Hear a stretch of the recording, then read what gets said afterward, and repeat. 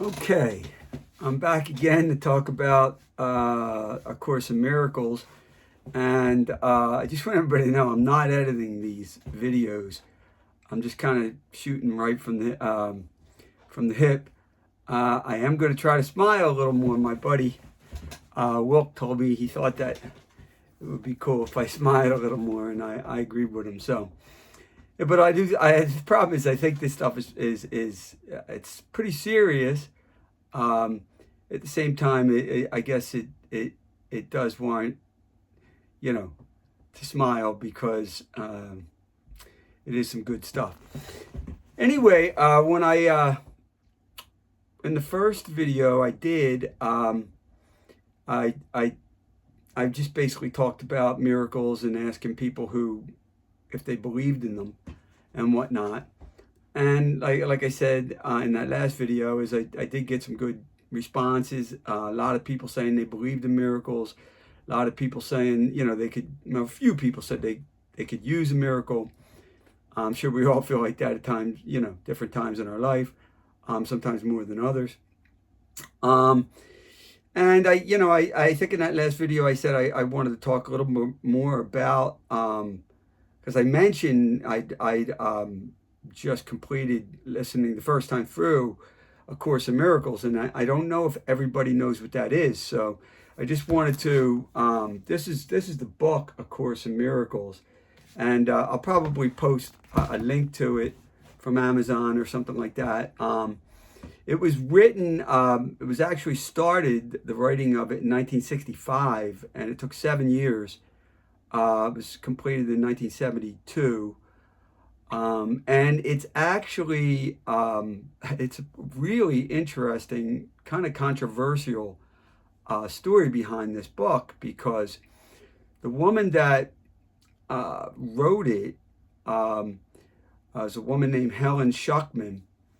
And she was assisted by a guy named William Tretford. And they were both Columbia University medical psychology professors. And it tells you the whole story right in the beginning of the book. Neither of them were really spiritually inclined at all. Kind of frustrated with how people were treating each other, the other professors within the programs they were involved with, over various reasons. The head of their department, actually put a statement out that he was frustrated and with how everyone had been treating each other.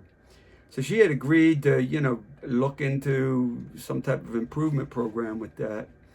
And then she started sitting down to write something to kind of help that situation. And she says that she started hearing a voice in her head dictating this book.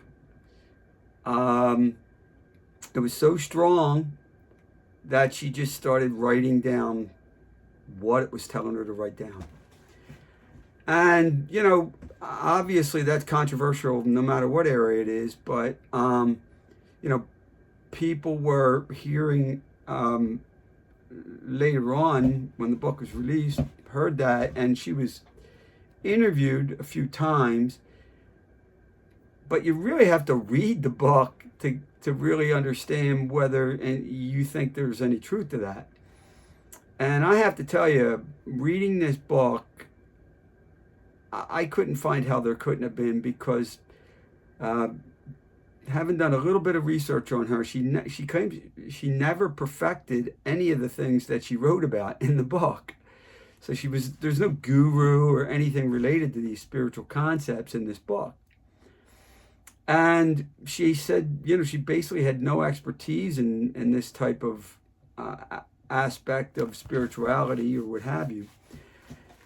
And it's pretty much based on the sort of monologue that's being put out to her. It seems as though it's Christ dictating this to her.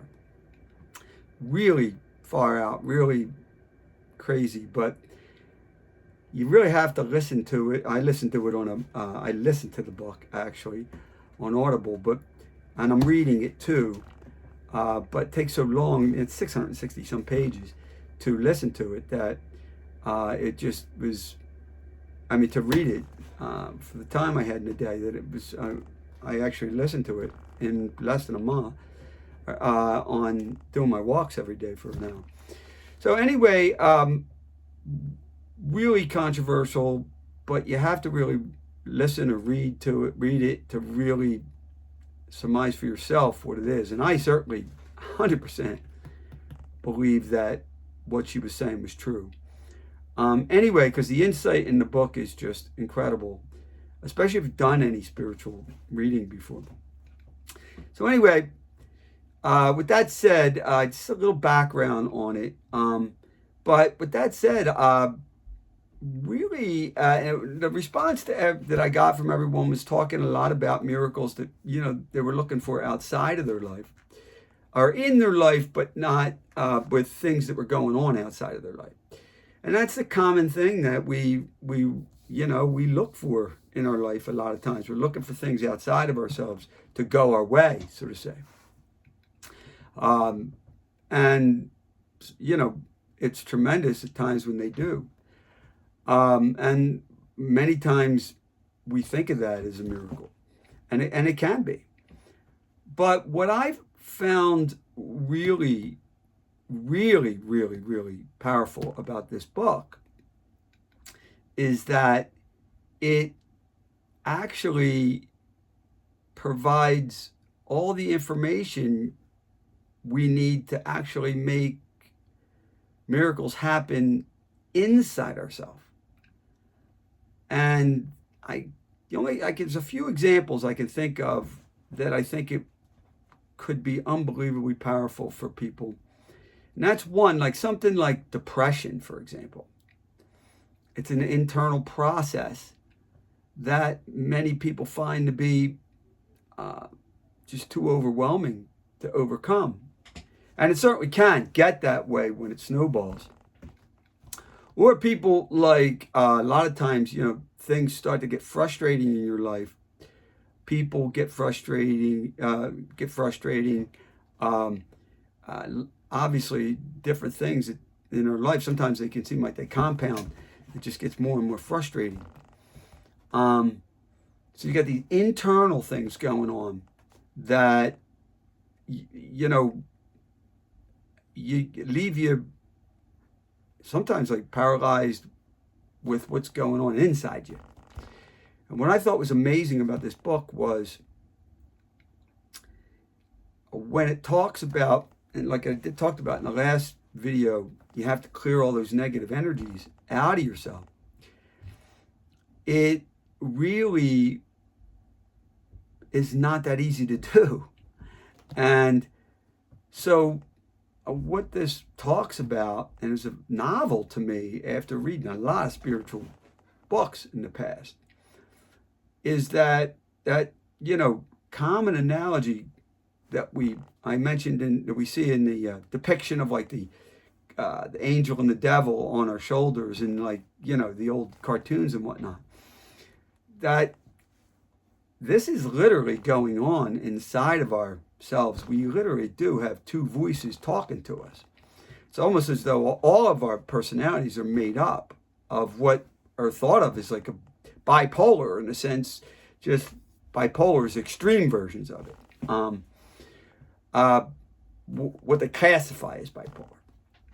And what's unbelievable about this, and it's so vivid the way they describe it, and you identify with it so deeply because you recognize it,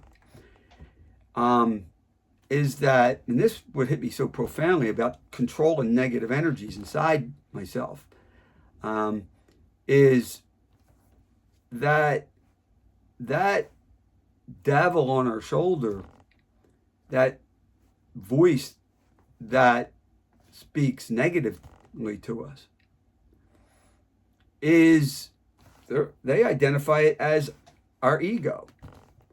And they isolate the ego in the sense that it never has anything good to say to us. So it's always producing negative energies. Even sometimes if it's trying to tell us we're better than this or that, or this person or that person, it's still a kind of a negative thing to even view yourself like that. So it's never providing any positive energy to us. Never. And that just left me dumbfounded. Like, oh my goodness. Like, that's it. It's the one source. It's always providing the negative side, or that devil on your shoulder. And one thing it talks about, and I found this to be true as well, is that voice inside ourselves always speaks first and fastest. So you know the first one to speak, you got to be careful with. So as soon as I started really zoning in on that, and learning to keep that at bay, waiting for that devil, the angel on the other shoulder to start talking sense, it changed everything.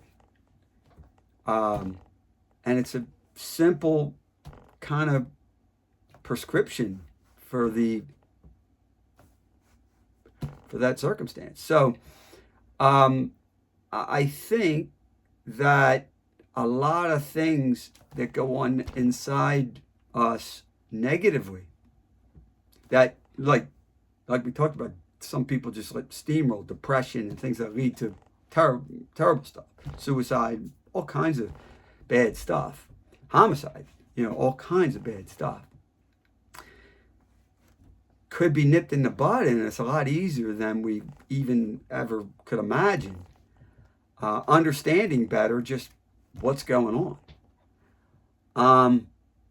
And this came from a voice in this lady's head that, to the day she died, she was never completely comfortable with.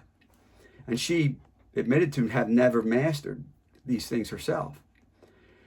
So I recommend it. It is a little deep. It's definitely, a little complex. It gets complex, but there are some things that it hits along the way that aren't that incredibly complex that we can grasp, that I think can make incredible differences, miracles actually happen inside ourselves, which then will eventually cause miracles to happen outside of all of ourselves.